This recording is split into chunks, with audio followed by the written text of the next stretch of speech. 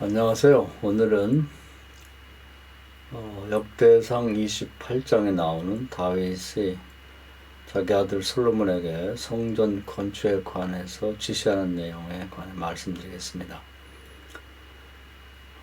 다윗은 성전을 건축하고자 하는 의도를 갖고 있었죠. 그런데 하나님이 전쟁을 많이 했고 또 많은 사람을 죽이고 피를 흘렸기 때문에 내 손으로 성전 건축을 원치 않는다. 하나님의 입장을 말씀해 주셨습니다. 그래서 내 아들을 통해서 성전을 건축하면 좋겠다 이렇게 말씀했습니다. 그래서 다윗은 자신은 성전 건축을 위한 많은 그런 재료들을 준비하는 것으로서 만족하고 아들 솔로몬에게 왕위를 물려주면서 성전을 건축하면 좋겠다 이런 지시를 내리고 있습니다. 이러한 상황과 맞물려서 오늘 성경에서 아주 중요한 몇 가지를 우리가 살펴볼 텐데요. 하나님과 함께 살아가면서 하나님이 어떻게 일하시는지, 왕 되시고 주인 된 하나님이 어떤 분이고 어떤 의도를 가지고 일하시는지를 좀 파악하는 게 굉장히 중요한 것 같습니다.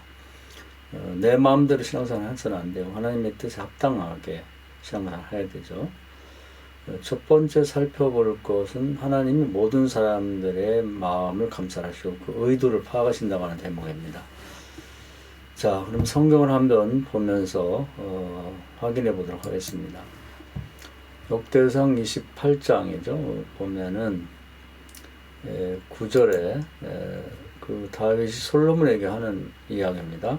내 아들 솔로몬아, 너는 내 아버지 하나님을 알고 온전한 마음과 기쁜 뜻으로 섬길지어다. 여호와께서는 모든 마음을 감찰하사 모든 의도를 아시나니 내가 만일 그를 찾으면 만날 것이요 만일 내가 그를 버리면 그가 너를 영원히 버리리라. 이렇게 되어 있습니다. 그래서 마음의 의도, 사람의 마음의 의도 중에서 먼저는 하나님을 찾는지 안 찾는지, 또 하나님을 인정하고 존중하는지 안 하는지 이런 걸 이제 파악하신다는 것이죠. 그 다음에 또 한 가지는 그 마음에 어떤 그 소원을 갖고 있는지, 즉 에베소식으로 말하면 하나님을 기쁘시게 할 만한 어떤 소원을 가지고 있는지 그런 의도를 파악한다는 겁니다. 다윗이 다른 사람과 좀 다른 점은 하나님이 그 마음을 감찰해 볼 때 그 하나님이 기뻐할 만한 일을 했으면 좋겠다는 그 의도를 갖고 있었습니다. 뭐 여러 차례 반복이 되고 있습니다만은 어릴 때 12살에 그 성막에 갔을 때 그 법궤가 그 지성소에 없고 블레셋과 전쟁에서 그 엘리사랑 때 뺏겼다가 되돌아오는데 길리안 여아림에서 멈춰서 거기에 계속 방치되고 있다. 제사장도 아니고 일반인 아비나답의 집에 20여 년 가까이 있다는 걸 보고 깜짝 놀랐습니다. 왜 저걸 제자리에 넘겨놓지 않지? 그래서 내가 할 수 있다면은 나중에 성령에서 저걸 꼭 옮겨줘야겠다. 하나님이 기뻐하시는 일을 하고 싶다. 이런 의도를 가졌죠. 하나님께서 그 다윗을 왜 그 많은 사람들 중에 그 어린 소년 때 택해서 기름을 부었는가? 또 그들 형제들이 쭉 있는데 8형제 중에 막내인 다윗을 택했는가 하는 점은 자세하게 설명되지 않지만 전체성을 보면 이제 바로 그 대목입니다. 형제들은 여럿이 있지만 같은 아버지와 엄마의 자식이라도 그 마음을 감찰해 볼 때 의도가 하나님이 기뻐할 만한 의도가 없어요. 그들에게 왕을 삼아야 될 이유가 없습니다. 그 당시에 비슷한 또래의 많은 사람도 있었지만 그 마음속의 의도가 다윗과 같은 의도를 갖지 않았기 때문에 그래서 이 일을 가능케 하려면 하나님이 기름 부어 왕을 삼아주면 되죠. 그래서 왕이 된 것입니다. 또 두 번째는 하나님이 찬양을 좋아하신다는 걸 알았어요. 그것은 그 사울왕이 악신에 걸렸을 때 찬양을 불렀더니 악신이 도망가는 걸 보고 하나님이 찬양을 기뻐하시고 또 악신은 찬양을 싫어하는구나 그런 것을 깨달았습니다. 그래서 많은 찬양을 작사 작곡하고 또 전문가들을 초빙해서 이제 많은 찬송을 작사 작곡해서 보급을 했죠. 그다음에 세 번째는 하나님께서 이 제사를 좋아하시는데 충분히 제사가 드리지 못한다 이런 걸 깨닫고 어떻게 하면 하나님이 흡족한 제사를 받으시게 할까 해서 하루에 24회 즉 제사장들 다 모아서 24반열로 나누고 24회 들어가서 이제 교대로 하나님께 제사를 드리도록 했죠. 새로운 재물과 새로운 마음으로 가서 제사를 드리도록 했고 또 이 찬양단도 24반열로 나눠서 같이 들어가서 새 찬송을 드리도록 했습니다. 그리고 자신도 그 장막에 시간이 될 때마다 들어가서 같이 제사를 드리고 참여하는 이제 그런 그 하나님 기뻐할 만한 제사를 드렸는데 무려 36년 동안 자기가 제외하는 동안에 그렇게 드렸다 이렇게 되어 있습니다. 그리고 이제 또 한 가지는 이 성전을 건축해 드리면 좋겠다. 자기는 뭐 어릴 때 그 유목민의 자식으로 유목하면서 그냥 거의 뭐 노숙자 같이 천막 하나에서 광야에서 잠을 잤고 또 왕의 사위가 된 다음에 또 사울 왕에게 쫓겨서 600여 명의 추종자와 함께 그저 거의 다 뭐 산이라든지 동굴 같은 데서 노숙하며 이제 지냈었는데 하나님의 축복으로 백향목으로 된 아름다운 집을 짓고 나서 너무 죄송해서 하나님 집이 아직도 천막에 있다는 건 있을 수 없는 일이다. 그래서 이제 아름다운 성전을 건축해 드렸으면 좋겠다. 이런 의도를 갖게 되죠. 바로 여기 말하는 그 의도입니다. 하나님이 이제 모든 사람의 의도를 감찰하시는데 다윗의 마음 중심의 의도는 이제 군계 일학이라고 할 거예요. 하나님 나라에서는 뚜렷하게 보이는 것입니다. 하나님 정말 모든 사람의 마음을 감찰하신다면 정말 감찰하시는 거죠. 그래서 다윗의 그 마음의 중심, 하나님이 사람을 외모로 보지 않고 그 중심을 본다 해도 바로 그 중심이 의도입니다. 그런 남다른 의도를 가졌기 때문에 하나님 나라에서 주목해 보셨고 그 의도를 실천할 수 있도록 하늘에서 필요한 것들을 이제 제공했다 이렇게 보면 되겠습니다. 그래서 우리는 이제 사람의 가치는 그 외모에 있지 않고 그 의도에 있다고 보면 됩니다. 그런 의도를 얘기할 때 이제 그 요셉 얘기도 많이 합니다만은 같은 아버지 밑에서 이제 자식으로 태어났지만 다른 아들들은 뭐 유목하는 목동의 아들이다 보니까 목축업자 아들이다 보니까 그 아버지로부터 이제 장성하면 양을 몇 마리씩 이렇게 분배를 받고 또 동네 아가씨와 만나서 행복한 가정을 이루면 좋겠다. 이게 이제 대부분의 소원이죠. 그런데 요셉은 좀 남달랐습니다. 마음 중심에 앞으로 대정치가가 돼서 어려운 사람을 많이 구원하는 그런 일을 하고 싶다는 그 의도를 가졌죠. 그것이 이제 형제들과 다른 것입니다.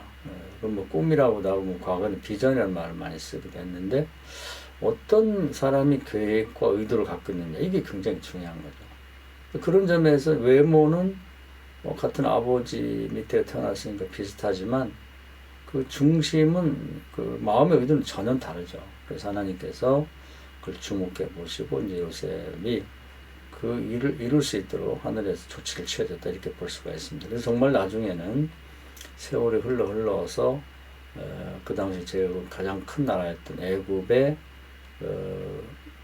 총리가 되는 이제 그런 어떤 기회를 하나님께 말해 주는 걸 볼 수가 있습니다. 다윗 역시도 이제 그 시대에 비슷한 또래의 뭐 전 세계 많은 청년들, 소년들이 있었지만 그 마음 중심에 하나님을 위한 의도를 가진 사람은 다윗밖에 없었죠. 그렇기 때문에 이것이 그 중심 마음을 감찰하시는 하나님, 그 의도를 파악하신 하나님 앞에 눈에 띄었죠. 들렸습니다. 이건 놓칠 수가 없고 놓치지 않죠. 그래서 하나님께서 이제 다윗에게 이제 필요한 모든 것을 제공하는 걸 볼 수가 있습니다. 그래서 다윗은 이제 특히 오늘 성전 건축과 관련된 말씀을 주로 드린다면요. 이런 의도를 갖고 있었고 또 한 가지 이제 같이 같은 장에서 이제 우리가 파악할 건 뭐냐면 그 의도만 있어 갖고는 안 되고요. 이제 다윗은 그 의도를 가진 것을 이제 설계했다는 것입니다. 설계.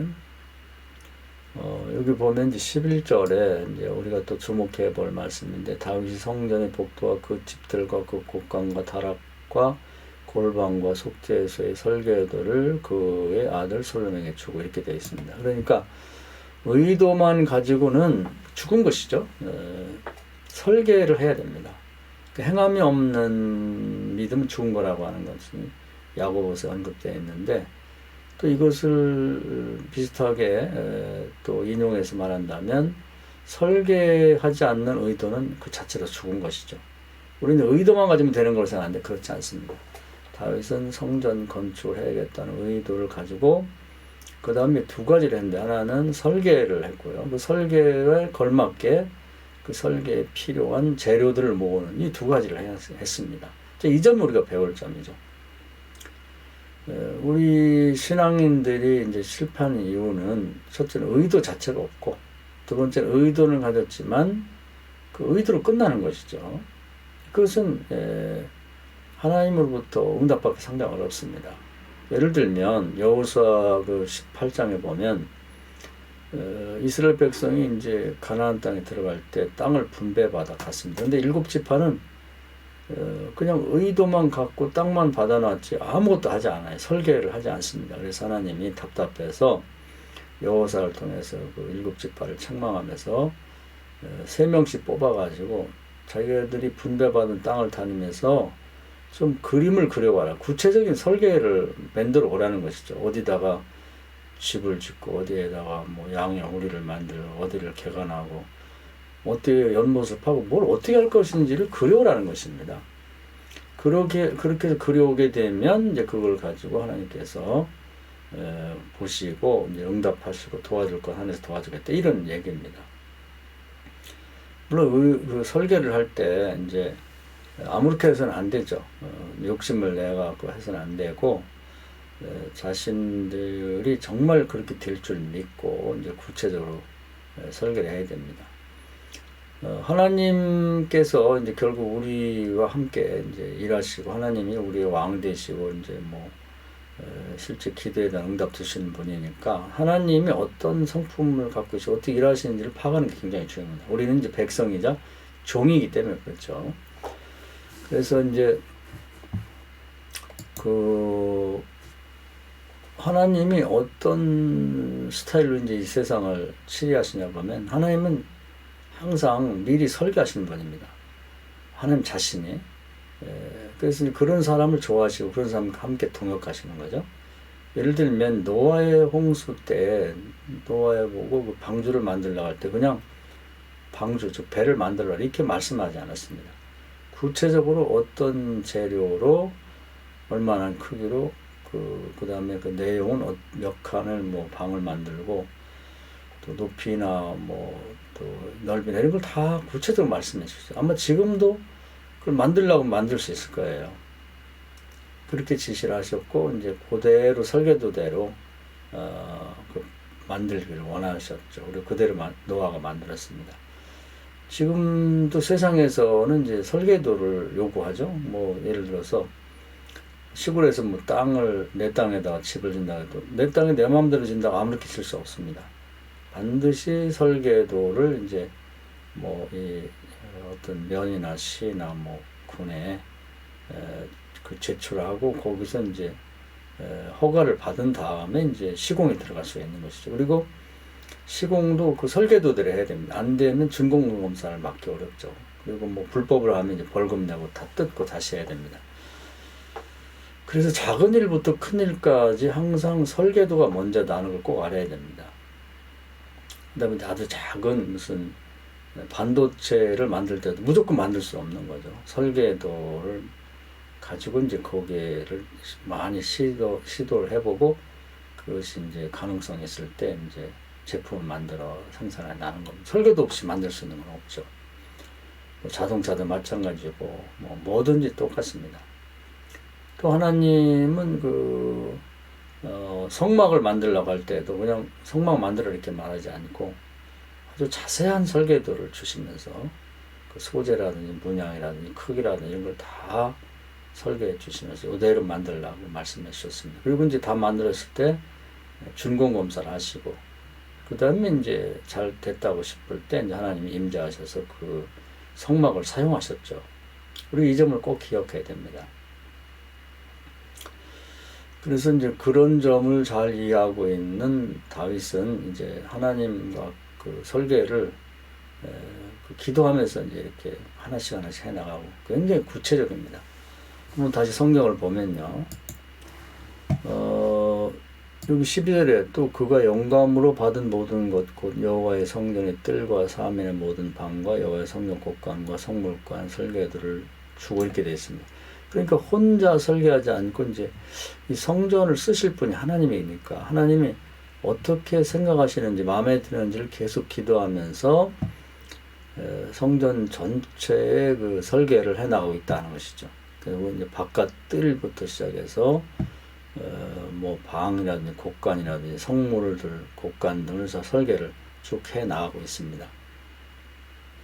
그 다음에는 이제 그 외형뿐 아니라 그 이제 뭐 제사장과 또 레위 사람들이 성전에서 하나님을 섬길 때 필요로 하는 여호와의 성전을 섬기는 데 쓰는 모든 그릇 그 양식을 설명하고 그러니까 그릇들까지도 이제 어떤 소재로 만들 것이며 양식은 뭘 할 건지를 아주 구체적으로 세밀하게 이렇게 그 설계도를 만듭니다. 그리고 이제 그러한 이 그릇을 만들려고 할 때는 그 재료는 뭘 할 것인가 그것까지도 이제 설계도에 포함되죠. 또 모든 섬기는 데 쓰는 금 기구를 만드는 금의 무게와 모든 섬기는 데 쓰는 은 기구를 만드는 은의 무게를 정하고 그러니까 이제 설계도가 나와야 이제 재료를 모으는 것이죠. 그리고 이제 재료는 소재는 뭘 쓸 건가 하는 것까지 이제 설계도에 포함되는 것입니다. 그리고 그릇뿐 아니라 이제 금 등잔대와 또 그것과 이제 거기에 부수적인 그런 것들을 만드는데도 또 소재는 뭘 할 것인가 또 얼마나 많이 들어갈 건가는 그 무게까지도 이제 계산을 하는 것이죠. 그리고 이건 진설병 떡을 갖다가 바치는 그 상을 또 뭘로 만들 건가 그렇죠. 그리고 이제 갈고리와 대접과 종지를 만들 순금과 금잔 곧 각잔을 만들 금의 무게와 은의 각잔을 만들 은의 무게를 정했다. 그러니까 이게 설계도가 나와야 이제 거기에 맞게 이제 꾸준히 금과 그리고 은들을 이제 모아 나가는 것이죠. 밖에도 향을 뿌리는 뭐 밖에나 안에나 이제 상단에 쓸 순금이라든지 또 수레를 만드는 설계도대로 그렇게 되죠. 설계도라는 게 계속 나오는데 이 점이 굉장히 중요한 것입니다. 그리고 19절에 다윗이 이르되 여호와의 손이 내게 임하여 이 모든 일의 설계를 그려서 이 모든 일의 설계를 그려 나에게 알려주었다 이렇게 되어 있습니다.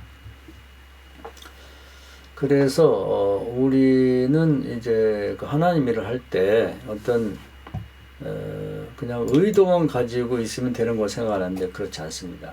반드시 그 의도는 이제 설계도를 통해 나타나야 되고 그것이 이제 하나님 앞에 제출되어서 응답받게 되면 그 다음에는 이제 그 다음 이제 필요한 이제 재료들을 모으면 되는 거죠.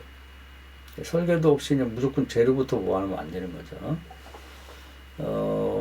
우리가 이 점을 잘 기억하고 이제 신앙인들이 앞으로 뭘 하고자 한다 그러면 이제 우선은 의도를 가져야 되고 거기에 걸맞는 이제 설계도가 제출돼야 됩니다.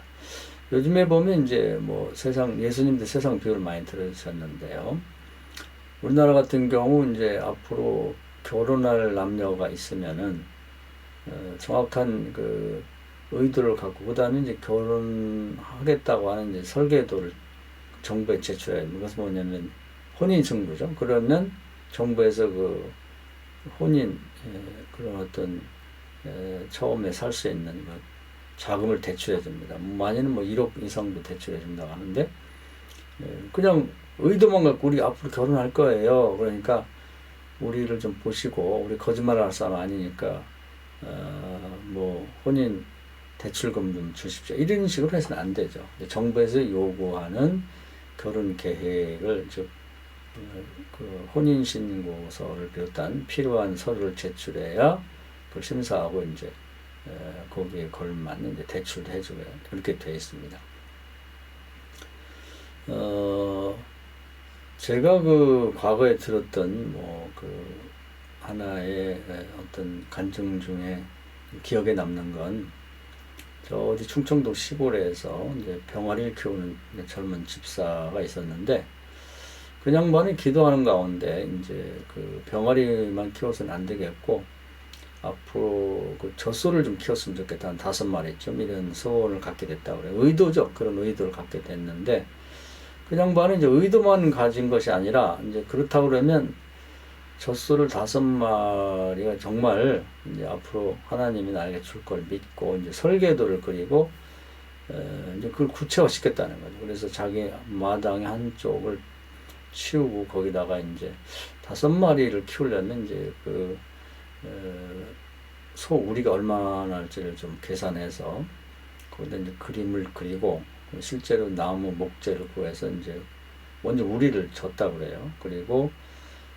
소가 정말 생길 줄 믿고 이제 건초를 말려가지고 계속 쌓아 나가고 그러면서 그 설계도를 담임 목사에게 줬답니다. 그러면서 자기는 이제 성경책을 붙여놓고 기도하고 있으니 목사님도 좀 기도해 주십시오 이러면서 했는데 그 담임 목사 그 분에게 저 얘기를 들었는데 처음에는 이게 과연 되겠는가 자기도 의심스러웠다고 그래요. 뭐 자기가 가진 의도가 아니기 때문에 혹시 저러다가 안 되면 낙심하면 어떨까 걱정했다 그럽니다. 그러면서도 오히려 그러다 보니까 더 낙심하지 않도록 하나님께 기도하고 간절하게 간구했다고 합니다. 그런데 놀라운 일이 벌어졌어요.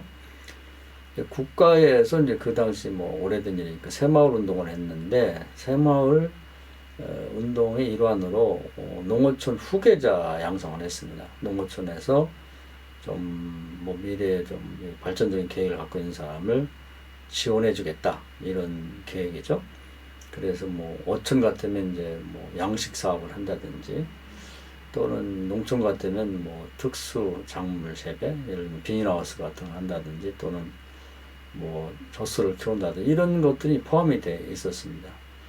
그래서 이제 이러한 계획이 발표됐을 때 이제 담임 목사가 보기에도 그렇고 또 집사 그 병아리 키우는 집사도 이건 나를 위한 것이구나 그러면서 이제 그동안에 그 계획했고 실제로 뭐 양우리까지 짓고 어떻게 키우겠다는 그런 기대한 내용들을 이제 그 심사받으러 갔을 때 계획서와 함께 제출하고 면접했을 때 당연히 그 사람이 소 5마리를 살 수 있게 됐고 이제 그 좋은 목장을 하게 됐다는 것입니다. 그래서 지나친 생각인지 모르지만 제가 그 얘기 들었을 때는 이 사람 하나를 응답하시기 위해서 하나님이 국가의 새로운 제도를 만드셨나 보다 이런 생각까지 들었습니다. 뭐 충분히 가능한 얘기죠. 그래서 우리는 실제로 뭐 우리 시대에 뭐 이렇게 응답받은 사람도 있는데 이것은 이미 그 성경에 보면 다윗이 실천했던 일이죠. 그래서 우리는 이제 마음에 그 의도를 갖는 것이 중요하고 두 번째는 의도를 가졌으면 설계를 해야 되고 설계를 한다면 이제 거기에 필요한 이 재료를 거기에 걸맞게 맞춰 가야 되는데 나 혼자만 금방 뭐 이렇게 뚝딱뚝딱 설계를 할 게 아니라 이제 모든 일에 축복하고 응답하는 하나님이시니까 그 계획서를 만들 때도 즉 다윗으로 말하면 설계도를 만들 때도 기도하면서 하나님으로부터 영감을 응답을 받아가면서 같이 설계도를 작성하고 그것이 하나님께 제출돼서 이제 먼저 응답이 돼야 됩니다. 그냥 주먹구구식해서는 안 되죠. 예, 그러면 이제 그 다음에 지원하는 건 하나님 하시는 거죠. 뭐 재정적인 지원이 필요하면 재정적인 지원을 주시는 거고, 뭐 국가의 법이 좀 필요하면 법을 제정하면 되는 것이고요. 뭐 하늘에서 돕는 자를 천사를 붙일 수 있는 거, 땅에도 붙일 수가 있는 거죠. 근데 여기서 이제 중요한 건 그냥 욕심을 내서 해서는 안 됩니다. 하나님과 기도하면서 그래서 한 달이 되든 두 달이 되든 계속해서 같이 상의하면서 이제 완성된 그런 계획서 설계도를 만들어서 제출해야 된다. 하나님도 그렇게 그 설계도를 먼저 말씀하시고 그 다음에 선포하시고 그대로 하기를 원하시는 것처럼, 그리고 소재라든지 문양까지 자세하게 이렇게 설계를 하시는 것처럼 우리도 이제 그런 방식으로 해야만 하나님 마음에 들고 하나님의 결제가 날 수 있다, 이렇게 보면 되겠습니다. 요즘 우리나라도 보니까 뭐 스타트 기업들이 좋은 계획을 갖고 가면 국가에서도 뭐 몇 억씩 몇십억씩도 그냥 재정 지원을 하면서 한번 해보라고 이렇게 그렇게 하는 걸 볼 수가 있습니다. 하나님 나라에서는 더 많은 지원이 가능하죠. 그렇게 하면 좋겠습니다. 오늘 말씀 은혜가 되셔서 우리가 앞으로 이제 얼마를 살지는 다 각자 뭐 좀 그 기간이 다르겠습니다만은 막연하게 그냥 이렇게 뭐가 되겠지 하는 생각을 가서는 안 되고, 이 다윗과 같이 이제 훌륭한 그런 신앙인들이 어떻게 신앙생활 했는지를 좀 잘 배워서 실천하면 되겠습니다. 의도가 없이는 안 되고, 의도를 가졌다면은 또 그것만 가지면 죽은 것이고, 설계도가 나와야 되고, 또 설계도가 하나님 앞에 이제 결제를 받게 되면 이제 거기에 맞춰서 이제 뭐 그 어떤 재료들도 준비해 나가는 이런 일련의 과정이 하나님과 함께 시행됨으로써 여러분 삶도 보람 있고 성공하고 하나님께 영광 돌리는 삶이 되기를 바랍니다. 감사합니다.